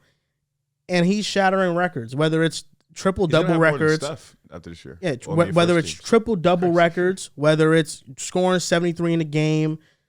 People are kind of – he's done it for so long at this level. Why do people hate on him? I don't know. But he's done it for so long that people think it's normal. Could never be me. Me either. But he's an all-time great. He's going to go down as an all-time This great. just further solidifies Jaylen Brown all defense. That's all this does. That's all it does. That's a great statement right there. All-time great. He is an all-time great. Yeah, He is an all-time great. He already has 6 All-NBAs. Well, he's going to get 6 All-NBAs. Yeah, but he's a first ballot Hall of Famer already. With the How NBA, five? with the NBA, Oh, he'll 5, retire right. tomorrow Rookie. and he'll get in to the Hall of Fame. Yeah. Mahomes. A lot of guys didn't do Hey, it. NFL's different. NFL's different. NBA, he'll retire tomorrow. He's in. the Basketball Hall of Fame 100%. Yeah. I mean, the EuroLeague, he He was just EuroLeague reminds me of a guy that champion, MVP. just dominated the league in the 80s, man. You know, just walked through the league. One of the greatest, man. That's what he Who? reminds me of. Oh, you're saying Luka reminds you of this Yeah. guy. Just dominated the league. Reminds you of, Some bald guy, you know, just some bald, dark-skinned guy, you know. oh, interesting. Fly, Air Jordan. His middle name Jeffrey? You know, just walked in different. Luka reminds you of Michael Jordan. In terms of just like what he's done his first 6 years, for sure. Okay. Except the MVPs, you know, MJ got those because 1-on-1. But, you know, what he's done, 5 All-NBAs, because he's gonna be first team this year. I think nobody's denying that. Just what he's done from an individual standpoint, yeah, Michael Jordan. You know, He is unbelievable. you can even throw LeBron in there too. Like sometimes like some dudes just walk in and and Luka was definitely one of those dudes you walked in, you're like, yeah. Yeah, year 2 against the Clippers. That's It was like movie. Same thing with both MJ, LeBron. They walked in. Why can't we get this guy some help, man? Get some deep playoff runs in here, maybe a finals appearance. Gotta get him some help. needs. Well, he had a deep playoff run. He did. West Conference Finals. That's all the real ball knowers have been asking. Ooh. Mavericks need to get better. He just need more help. He just needs some more help. You got Kyrie It's there. not a Luka Lively's been thing. great. Never Tim was a Luka Hardaway's been thing. hooping. But they need another guy there. Grant's unfortunately been a little disappointed for the contract he gave him. Oh, no, yeah. Listen, Grant I think Tatum gets his guys paid. We're so That's back. what you said, right? Fat and shitty. We're all I think the way the back. issue comes with when you're this great, you elevate teams that aren't good, and then you get into this mode where your teams don't have high draft picks to get good got the last 10th year. They got the 10th pick last year. Lively was obviously they had a huge. blatantly tank for that, but you look at LeBron's first stint in Cleveland. He elevated them so fast that they weren't able to draft actual good, talented players at the top of the draft. And that's how you get a starting lineup of like Delonte West and you trade for a Mo Williams and you have Anderson Varejao there. Mo Williams. Like Bringing Shaq. Had to get in Antoine bring in Jameson an at old some point in time. Shaq. You get Antoine I Jameson. like that backcourt. It was cool. Antoine, man. The Mavericks, Hooper. the Mavericks' big swing was getting Kristaps Porzingis, and it didn't work because he got injured in Dallas. But when he played, he was a 20-10 guy. They moved off him too quick. You think so? It didn't work. It wasn't. Gonna work. I don't think That it worked. first year, But the next year though, it got bad. He talked about it on the JJ Redick podcast. He also lost interest himself. Yeah, he said he was just immature at the time, Yeah. just younger, obviously. I think it was definitely a contest between him and Luka trying to prove who like the guy is. I don't think Kristaps was totally comfortable with Being a the two. role Yeah. because when he got to Dallas, they weren't viewed as worlds apart. They were viewed as 1A, 1B. which makes sense because They also didn't use Porzingis They the didn't. right way. They didn't. They didn't. No, they didn't. They put didn't him want him to post up. A lot of what he does in his game, they didn't want him to play that way anymore. It's crazy. He's So, one of the most efficient yeah. post players in the league. So I think that didn't work out. I think that was fine, but they had a lot of first round picks in that trade that they gave away. And that's why they tanked last year, because they needed to get a talented player, which was Derek Lively. And Derek Lively has been a big reason why they've won games this year. When he's playing, they win a lot. When Also, he's not letting playing, they don't Jalen win. Brunson walk was one of the worst decisions they could ever made. Yeah. They would have had Brunson. I mean, if they have Brunson, you probably don't get Lively last season. You don't but get Kyrie. You think you get this That's it. Brunson though? unlikely. No. No. You get a 20-6 Brunson. You know- I think you still get. I'd rather- I think you I'd still rather get keep Kyrie Brunson. though. This The thing is, Kyrie was. It does not matter what team he's on. He's gonna Kyrie's get gonna his. give you He's gonna get 25 his. no matter. I think what. it just sucks because the Brunson thing was unfortunate, but in hindsight, given that they got Kyrie, it didn't really matter. It just you probably get Brunson for less, so you could probably get do. somebody else. You You think didn't have to Kyrie trade a knows he's first playing and with second, a generational I don't think he player? cares. I think he thinks he's. Kyrie's a like, I'm generational player. yeah, I'm I think he generational. believes I'm better than everybody. that guy. So- I mean, he's you- already played with LeBron. You making the LeBron comparison, how LeBron was too good to get the top draft pick. Are you trying to insinuate that Luka Doncic might be leaving Dallas one day? If they don't build a team around him, I think he's going to leave Dallas. Once he's signed. There's stupid How ass many- rumors that one day Jokic and Luka, it's inevitable. Would be fire. I'll That'd be be honest. insane. No, but Europeans not. don't tend to leave teams like that when they come over here. Like I don't know. Like they If leave towards the history end, has the shown back us end. anything, they have been the ones who have been loyal to a franchise. Like they usually leave like the end of their career. Like Giannis staying in Milwaukee. Well, he's very made it known. Like he'll bounce if shit get a little too That's wacky. true. I think he would put in pressure. Like you look at the Dallas Mavericks, like young players, it's Lively, it's Josh Green, it's Jaden Hardy, and it's Omax. Luka. So Luka is eligible for extension next season. Oh, he's getting 100 million. During this 400? extension. He's going to be probably towards the end of it. He's going to be the first 80 million per season guy in the NBA. See, when you pay dudes like that, you ain't going. You can't really. How you build out that roster, man? I'll pay him though. Yeah, 80 I'll million. give him two. I give him 90. I mean, that's you signed the 5-year extension. He's probably going to get that 80 million like 2028, 2029. But No, you still shout signed out Isn't to Jalen them. Brown getting like 60 mil? probably the last At the year end or of two, his- probably. Deservedly so. Yeah. No, if Brown's getting 60 mil, Oh, 80 okay. mil is not Okay. crazy for No, him. no, Luka no. should get 100. No, 120? it's more so me Yes. just sitting with the idea of Is this what these wow, contracts are going he's to look like? gonna make 80 a Luka should be year. $100 million man. Respect to Luka, for sure. Joker too. Giannis too. That's why I think the Spurs might be in a good Or position. 90. Embiid too. 90. What the fuck? 90. He's going to be a He's the two-time most MVP. dominant player in the league right now. Joker, Giannis, No, Luka, 100. No, Embiid. Embiid 90. Is that bad? That's wrong. Embiid's the most dominant player in the league right In the now. regular season, cool. Don't let him get healthy for this playoff because you're gonna be. You eating need a to lot hope of he words. does. I'll be honest. Phillies pray on it. They should all. Gotta hope Al Horford's not around. Oh Lord have mercy. That's why I think with the Spurs, it's good that they're losing right now because they're going to get a top pick in the draft. But I think by next year, Wemby's going to be so good that he's going to He's elevate. as They might advertised. only have 1 year. I need you to Yeah. stop saying that. What? Wemby's going to be so good that he can be great and they can still suck. Well, they're gonna get probably another top 5 pick, and they're gonna have money. I'm gonna but be this honest. draft ain't the draft where you bring in true. a top 5 pick. But and if you bring in just a and solid free agent role player class is plus- garbage. It's really bad this year. You're telling me Wemby next Stop, year because you did can't. this last offseason. You did it. Okay, but now he's year 2 as a pro. He can be Listen, here too. they- The team is really bad. It might not He's be a averaging playoff like team, but are they gonna 24 be a on top 5 pick 25 team? minutes. That's what I'm The saying. defense Next is year. stupid too, man. Yeah, Next when year they he should when hope he's they're on the top floor, 5 their pick. defense Next is year top won't be. 10. Yeah. Huh? When he's on the floor, the defense is top 10. I believe it. Like he already elevates that team so much. He is. I think by next year it can maybe lead to so some stupid. wins.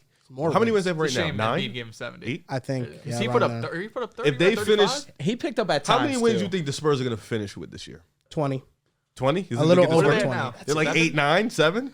If they, okay, so I'll give them 22. 22. So next year, what you think? The Spurs win like 30, 35? They They're, should. they're I 9 do. and 36 right now. Holy fuck! They're winning 20% of their games.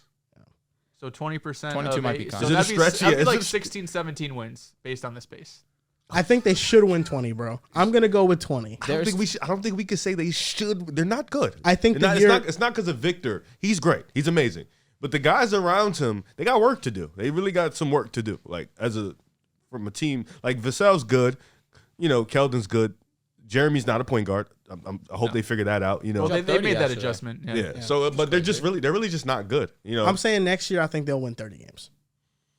the West is really fucking nice. I'll be honest. That's a crazy projection for what they are. If Right they now. win 16, they win 16, 17 this year and jump to 30, that means they're flirting That's with what the I'm trying to play. say. Like Victor could be so great, and they still might be a bottom 5 team in the West. What if they get Trae Young? Oh, then we're talking. Now we're talking. So Then I'm a- the, Then 30 wins is let me a not- I'm a let me- Spurs I'm fan. gonna- no. I'm The gonna 30 eat that. wins is a hit. I almost said some foul shit. I'll never be a Spurs fan. However, I will be watching a lot. Trae Young should go to the Spurs. He should. do you think that the NBA has to implement more rules to help defense guard these offenses? What I rules feel do like you they've want already to done I think that. you bring back Hand-checking? the overseas rules. Defensive 3 seconds, toss it away. Hand checking, bring it back. Why not? Because Make it a little this more year, physical. we've seen 2 70-point games, we've seen 3 60-point games, we've seen 8 50-point games, and we've seen 83 40-point games. But can't we just credit that to the offensive player just being the best we've ever seen? It's the most I talented. think you could do a little bit of both. I'm gonna be honest. I was telling Dehls this in the car. I was watching the Dallas Hawks game. In my opinion, some of them buckets look like really bad defense, like really just effortless, not working hard defense. A lot of like Luka was able to get to, like it was a little too easy. You're saying Jalen yes? Johnson. Oh, got From it. Jalen, like it I was looked gonna a say, there were little some too moments easy. that But there were some Luka- moments that they yeah. locked in. So I think it's a collection of both. It's the most talented league we've ever been in. And it always will be, you know, as we continue Progress. to bring in more talent and progress. But at the same time, the league and the refs aren't making it easier for defenses to play defense. It's a mixture of both. Like offensive players can ride you on their back. Like they can have you on their back, jump up, foul. Offensive players can hook you, foul. Like They changed that rule though. They The did, but back sometimes foul, they yeah. don't. Sometimes it's still, you can still see sometimes in these NBA, you can get caught doing it. You know, so a lot of it is, I feel like if they're so great, we can make the rules a little bit favorable to the defense because they should be able to overcome it. It Just should be a little bit more physical. I think DeJounte Murray responded to a comment on Instagram. I think it was legit because you know how social media be. DeJounte responded to us. DeJounte Murray, when he was with the Spurs, is the youngest player to ever be selected to an all-defensive team. He was a great defender. Now people are kind of like, they're noticing that his defenses really fell off a lot. And a lot of Hawks fans have called him out for it. And he responded to a Hawks fan on Instagram and said, you can't play defense in today's era. You can't be physical. Everything is a foul. So that's a player that's went from being a high-level defender to now not being a good defender. And he's basically saying it's because they're not letting defenders play defense. We can't be physical at all. Was that a different era 3 years ago when he was on San Antonio? I don't think it was 3 years It ago. wasn't 3 years. It was the like 4 or 17-18 5. season. It Yeah. was a minute I'm saying, ago. but on the Spurs, he was a good defender. Great. But like Physical. he was on the Spurs 3 years ago. The thing with I have difficulty with that though because a foul's a foul. If you're saying hand checking like you're trying to play defense and you're fucking just trying to push me off when I have the ball in my hand, That's when I'm just like, hey. That's not really hand checking though. Pushing is a foul. That's what I mean. When you got your forearm like But I this think- on a. I think there's more of an officiating problem, just not being consistent, than a defense problem. Like That's fine. I feel like officiate. Like I feel like we've seen it this year. I think we say it every year that officials are a problem, but I feel like this year we've seen a lot of inconsistency because people are gonna complain about the game regardless. People are gonna be like, "Oh, it wasn't like this back in the day." They're gonna say 20 years from now, they're gonna be like, they don't play the same like they did in 2023 or 2024.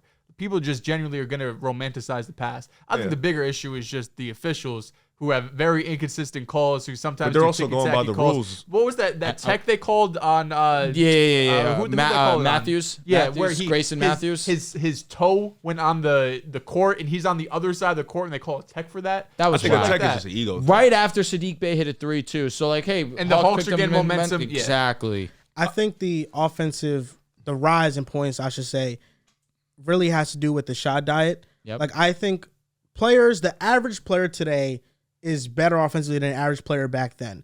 But I don't think that, I think there's maybe like a very few select players that are as good as the top players back then. Like, No, you know, definitely. the top player now, I don't think is as skilled as Kobe Bryant offensively. You know, Kobe Bryant is still more skilled than You them. got to go back in the day, though.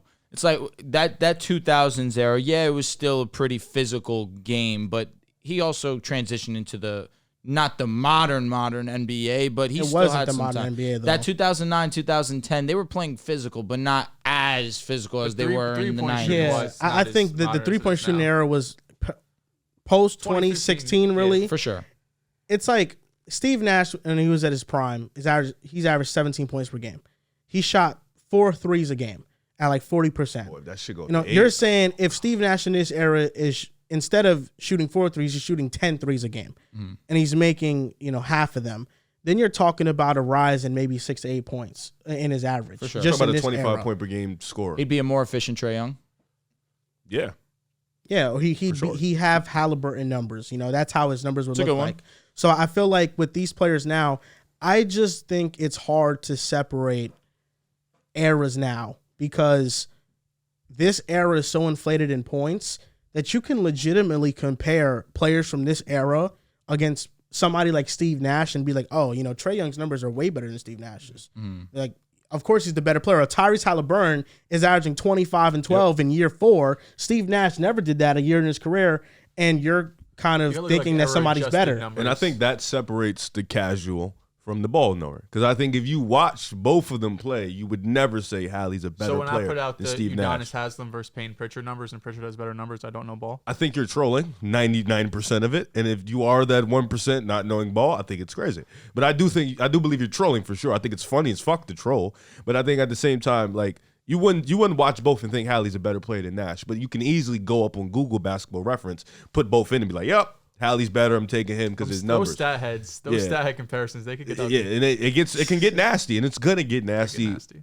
over the course of NBA history. Halliburton can run the shit out of an offense. He can, I want to see but that. so can TJ TJ McConnell. True. Relax. No, it's a Bro, fact. they just- No, it's like it's not even a knock on Hallie. It's just Rick Carlisle's system is so fucking good offensively that you can put point guards in and they can do it. Hurts Yeah, every really, man. time. Hurts every time. I was Shout out to calling Hallie. him the Brock Purdy of the NFL, of the NBA. Nah, Brock Purdy's the winner. Also, No, he's just a Hallie hater. yeah. Can't forget that. They both went to Iowa State. Dale said the same thing I did. So what is he? Hallie hater. I fuck with Hallie. Or haters? Well, he did beat us. I kind of don't fuck with him. That's interesting. Oh, we're called haters. Okay. No, I know you have an agenda against Hallie. Why don't you like Hallie? I don't know. They You know, just, this is I guess I was disagreeing with him, so he called me a hater. People putting him over no. Steph? No, Garland.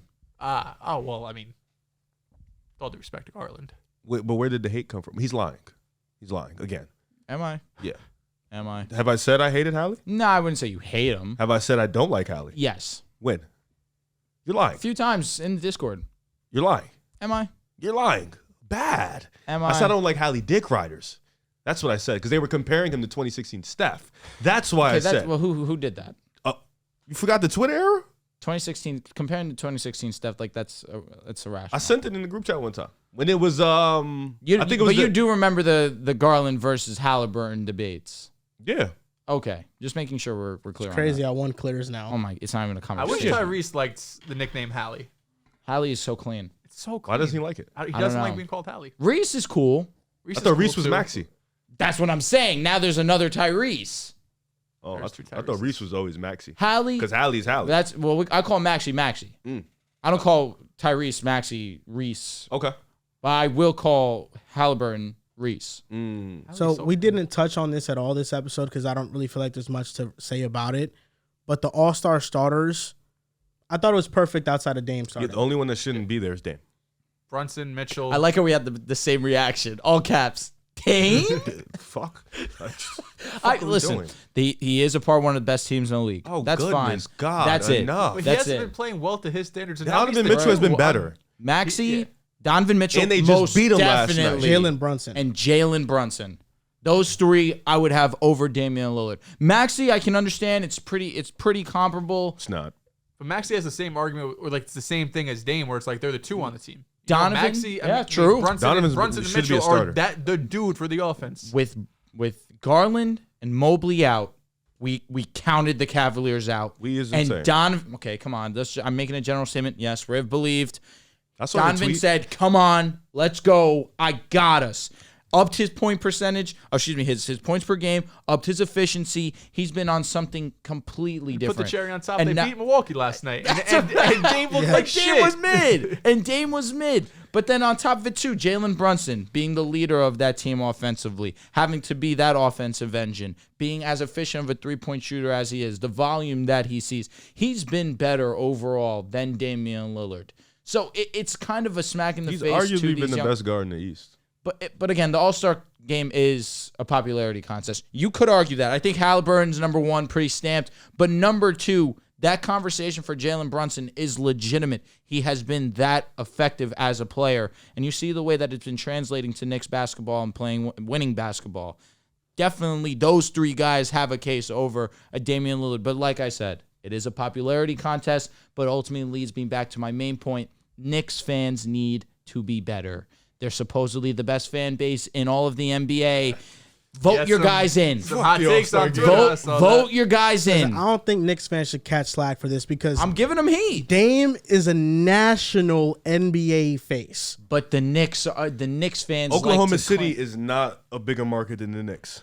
No, it's not. It's not. SGA got in as a starter. No, I know. Over Steph. Oh, I know. Fan voting. I know, but SGA is popular. But this is what I'm saying. He's not on the national market. Yeah, but I think Name a media outlet bigger than New York. in this, I feel like in this day and gotta be age, better, the man. media outlet does Right? not matter. I'm not tripping, Riv, right? I'm not tripping. I gotta feel be like better. in this day and age, the media outlet does not matter that much. It doesn't matter if you play in New York or you play in Milwaukee or you play in OKC or Minnesota. Giannis was number one in voting. Anthony Edwards is more is a popular than Jalen Brunson. It's Milwaukee, though. Anthony Edwards is more popular than Jalen Brunson.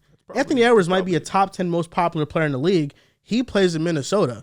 SGA might be top 10 in That's also popularity. RJ was He top plays 10 in OKC. jersey sales last year. That's Remember also that? because Yeah, Anthony Edwards is in movies. They're buying his jersey, but they can't vote for him in the All-Star game? Well, RJ saying- Barrett shouldn't be. wait, My point exactly. Anthony Edwards is in movies. His PR team When is you- great. Yeah. He's on TV a lot. when you look He was at with the Funny Marco. when you look at the NBA app, Dame Lillard voting from in the All-Star game was the front page. You had to really search for Knicks Jalen have no Brunson. power. Hate that. So I don't think it's really a market thing. the Knicks fell off? I don't think we fell off. You've never They're been the on. best they've been in basically our lifetime. Hilarious. Because if that's the case, then why wasn't Anthony Davis voted as a starter? He plays in LA. That's a Because big the market. Joker. Because Well, you got yeah. Joker, LeBron, The Joker is a KD. champion. He's. Oh, but why not over KD? Well, KD on top of it has KD's been a forward. one of the most one of efficient the best seasons players of his in the career. KD's league. more popular than AD. And by Jokic is far. arguably the best player in But the that's league. what I'm saying. Jalen Brunson is not a very popular player. Indiana, Tyrese Halliburton just got on TV like 2 months ago, and he's a starter. Halliburton out of But it's also nowhere in has Indiana grown this year, to into. be fair. Yeah, but that was out of nowhere. He probably got all them votings during the IST. You think Jalen Brunson's more popular than No, Halliburton? I'm not saying that. What I'm saying is Tyrese Halliburton was not a big name coming into this season. He wasn't. The in-season Then the tournament. in-season tournament, he shot up the moon and became an all-star starter.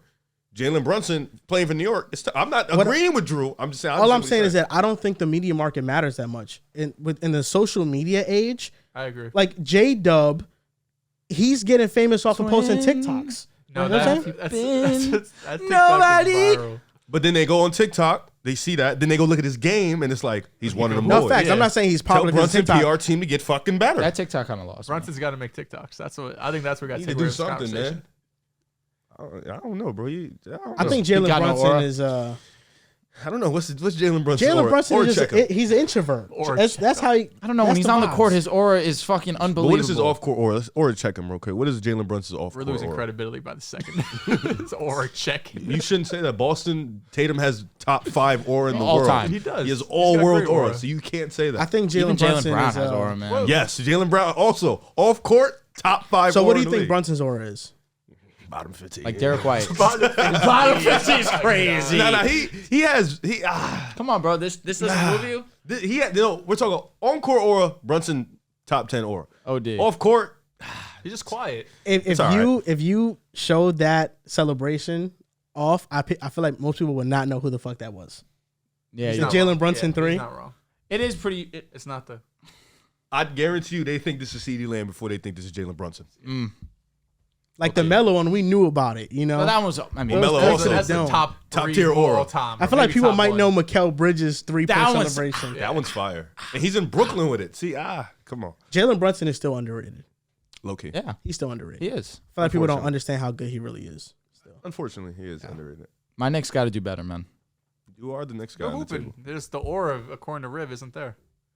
I mean, look at our team, man. Like our Knicks team, aura lot of fell off aura. years ago. our team Once is they got just rid of gritty. Cam Reddish, it was over, man. Nah, Knicks before that, man. Knicks aura in the 2020s, 2010s. 2010s, yeah. When Melo was there, Amari- Knicks That aura was 2010s there. aura. I was gonna Melo say facts. that But then it 2010s. fell off, and now 2020 is like And it's crazy because they're better now than they were. won't without even cap Randall aura. It's shit. Lynn sanity, man. That You was had, great you had aura. to be there. That was Randall's You aura. had to be there. That's what Randall's aura stinked. RJ Barrett's aura was kind of Respect. It was Bad. terrible. RJ aura Star was J. terrible. Perry. outside of Canada. That's I'll be honest, outside of nickname was Canada. the- oozing aura. Outside of Canada, the aura wasn't there. Bruv. Wasn't there. You're losing me. It wasn't there. Quentin Grimes' aura ain't there. No.